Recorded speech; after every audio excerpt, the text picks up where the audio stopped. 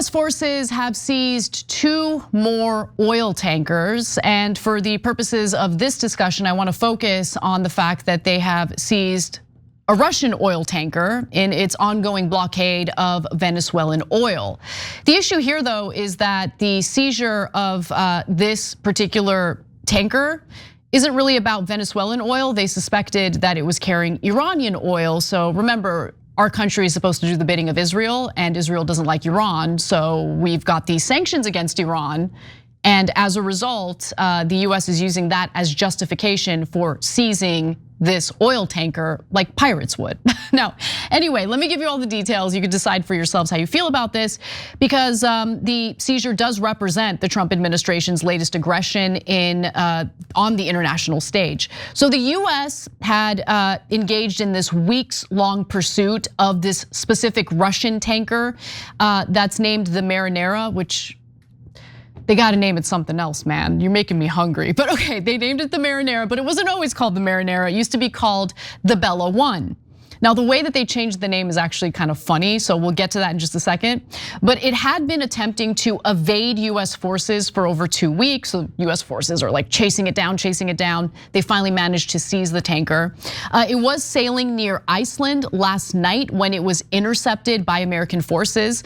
And the tanker was sanctioned by the United States last year for allegedly carrying sanctioned oil. Now, the UK, the British forces specifically, took part in this operation. The Marinera, by the way, was even being escorted by a Russian Navy ship and submarine, and it was flying a Russian flag. Remember, we're talking about 2 nuclear powers here when it comes to Russia and the United States. And so it is a little concerning to see this type of direct aggression carried out by the United States against a Russian tanker, but the US did it with the help of British forces who supported the operation. The UK Defense Ministry cited assessments that the vessel had been involved in illegal activity linked to international terrorism and crime, including Hezbollah, and part of the web of rising shadow activity that fuels and finances nefarious activity across the globe. I mean, we don't do any nefarious activity across the globe, right? Like, is Hezbollah a threat to us? Like, why do we care about Hezbollah? Why do we care about Hezbollah? I don't care about Hezbollah. I don't. Sorry. Why are we using our resources to go after a tanker carrying oil that supposedly supports Hezbollah's activities? How about Israel spend some of its money? How about that? But anyway, according to the US, the tanker allegedly carries oil from sanctioned countries, so Iran in particular in this case. The US believed that it was actively shipping Iranian oil during the time that it was seized.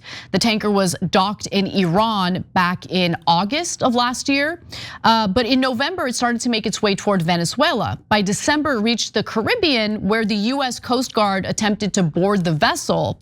The tanker then dramatically changed course, and this is the part that I find kind of funny. Okay, so this is where the name change happens. It didn't work, but while it was being chased, it stopped transmitting its location and then changed its name from Bella One to Marinera, and then re-registered as a Russian vessel. Now, Secretary of State Pete Hegseth has put out some statements about this on social media, particularly on X, where he writes that the blockade of sanctioned and illicit Venezuelan oil remains in full effect anywhere in the world. Again, there's some contradictions here because most credible news sources have said that US officials believe that it was carrying oil from Iran and was headed for Venezuela, but I wouldn't really expect our Secretary of War to really be caught up on the facts of the story. But nonetheless, Hegseth also says that the United States continues to enforce the blockade against all dark fleet vessels illegally transporting Venezuelan oil to finance illicit activity, stealing from the Venezuelan people. The ball's on this guy. The ball's on this guy. You're worried about stealing from the Venezuelan people? That's like what we're currently engaging in right now. But okay, only legitimate and lawful energy commerce as determined by the United States, because we are the police, we are the global police, will be permitted. Now, Russia's transport ministry has responded to this, saying that the high seas are governed by the principle of freedom of navigation, and no state has the right to use force against vessels duly registered under the jurisdiction of other states. One Russian official, or politician, I should say, said that the US had turned to outright piracy on the high seas. And honestly, someone had to say it. I had been thinking about that as well. Remember when the Somali pirates were a huge problem and a big story? This is like many years ago. And we're kind of acting like the pirates, aren't we? Like, we're talking about two sovereign countries trading oil. Like, who are we to intercept in international waters and potentially escalate a conflict with a nuclear power like Russia? I think it's incredibly dumb, but okay. Yesterday, Trump posted the following: "I'm pleased to announce that the interim authorities in Venezuela will be turning over between 30 and 50 million barrels of high quality sanctioned oil to, let's cross out the United States and say US based oil companies who will then turn a profit and not share those profits with anyone. They're making profits for themselves. Like, this isn't gonna benefit the American people. But the oil will be sold at market price, and that money will be controlled by me as President of the United States of America to ensure it is used to benefit the people of Venezuela and the United States." Right. I will believe it when I see it, and I certainly do not believe it. And I don't think I'll ever see it, but I would be very happy to be proven wrong on this. It's just that Trump has lied time and time again. He has engaged in all sorts of deals that benefit himself and his family or benefit his donors, but don't actually benefit the American people. We have a story later on in the show that takes a deep look at jobs related data, and it shows that we are bleeding construction jobs, manufacturing jobs, effectively the very blue collar jobs that Trump campaigned on increasing here in the United States through his fancy tariffs. Looks like the opposite has actually happened.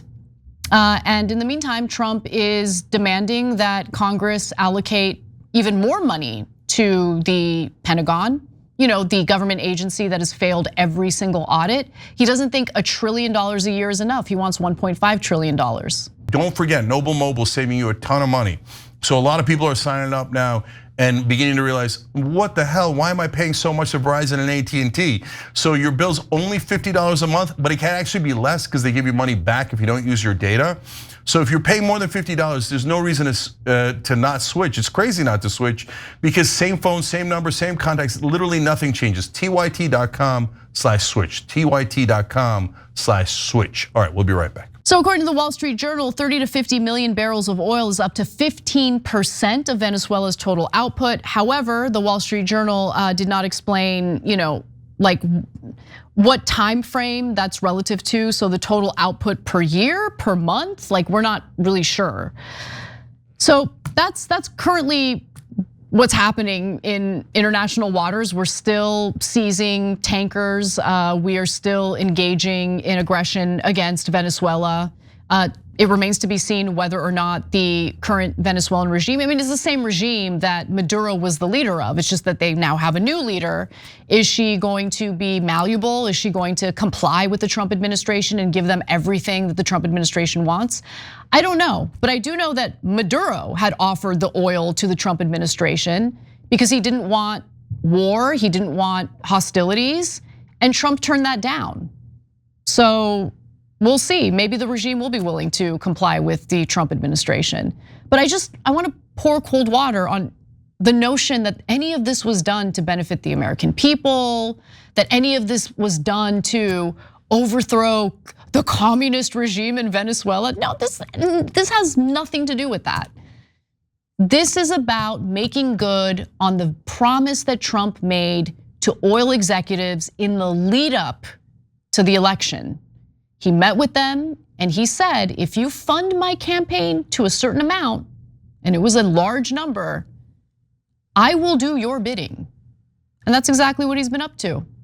This is not about us, and it's not about the people of Venezuela. He could care less, couldn't care less, I should say. This is about profiteering, and we are going to pay, according to Trump, for the infrastructure necessary to extract the oil from Venezuela. So he will ensure that the gains are privatized for the oil companies and the costs are socialized for American taxpayers who are currently living in a country drowning in federal debt. Every time you ring the bell below, an angel gets his wings. Totally not true, but it does keep you updated on our live shows.